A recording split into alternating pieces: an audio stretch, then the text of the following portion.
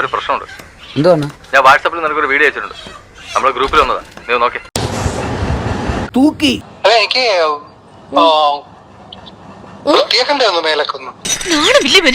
എന്തിന്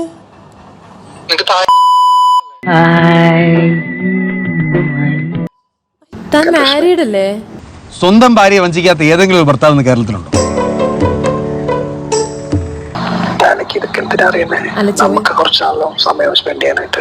എന്തൊരു കള്ളനാ. ഞാനൊരു 6:37 ഒക്കെ ആകുമ്പോൾ വരാം. തിരക്ക് രാവിലെ വരാൻ മതിയല്ലോ അല്ലെ? സാറിന്റെ പേച്ച് നല്ല പേച്ച്, ലേഡീസ് വീണ് പോണ പേച്ച്. അപ്പൊ ഞാൻ എവിടെ നിക്കും? ഇതാകുമ്പോ കാക്കയുടെ വിശപ്പ് മാറും, പശുവിന്റെ കടിയും മാറും. എവിടെ? I will arrange a place to stay.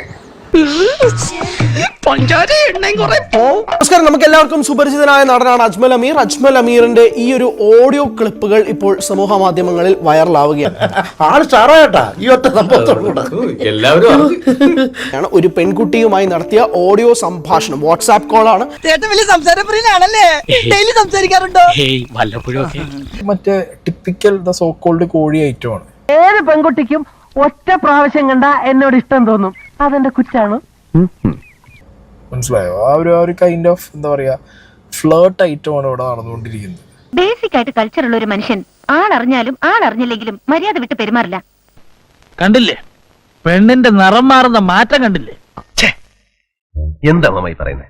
പക്ഷെ അതും ഈ ഒരു സെലിബ്രിറ്റി ഫേസ് വെച്ച് നിൽക്കുന്ന ഒരാൾക്ക് അയാളുടെ കരിയർ വരെ പോകാൻ സാധ്യതയുള്ള ഒരു ഐറ്റം ആണിത്. എന്തിനാ ഇപ്പൊ ഇങ്ങനെയൊക്കെ പറയണേ? അല്ല, സൂക്ഷിച്ചാ ദുഃഖിക്കണ്ട. ഇപ്പൊ കൺസെന്റോട് കൂടി 1, 2, 3 റിലേഷൻസ് ഒക്കെ കൊണ്ടുപോകുന്നവരുണ്ടാവും. ഓക്കെ, എടോ എനിക്കിത് പൊത്തരിയൊന്നുമില്ല, അത്ര നല്ല മനസ്സും എനിക്കില്ല. വഴിയാൻ വേണ്ടാം കണ്ട വഴിവിട്ട് എന്ത് പ്രവർത്തിയും ഞാൻ ചെയ്യും, അത് രഹസ്യമായിട്ടാണെന്ന് മാത്രം.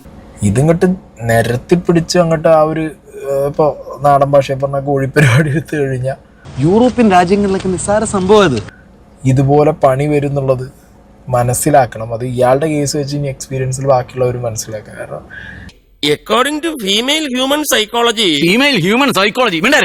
എന്തായാലും നാക്കല്ലേ വായി കിടക്കണേ, അതിനെ നമുക്ക് നേരിടാം. എന്തായാലും ഇതിന് രണ്ട് വിഭാഗമായിട്ട് സമൂഹ മാധ്യമങ്ങളിൽ നിൽക്കുന്നുണ്ട്. ഒന്ന്, ഇത് വളരെ പേഴ്സണൽ ആയിട്ടുള്ള ഒരു അവരുടെ ലൈഫാണ്. ആ ലൈഫിനകത്ത് എന്തിനാണ് ടെലസ്കോപ്പ് വെച്ച് മാധ്യമങ്ങൾ ചൂഴ്ന്നിറങ്ങാൻ വേണ്ടിയിട്ട് നോക്കുന്നത് എന്നുള്ളത് ഒരു വിഭാഗം ആളുകൾ പറയും.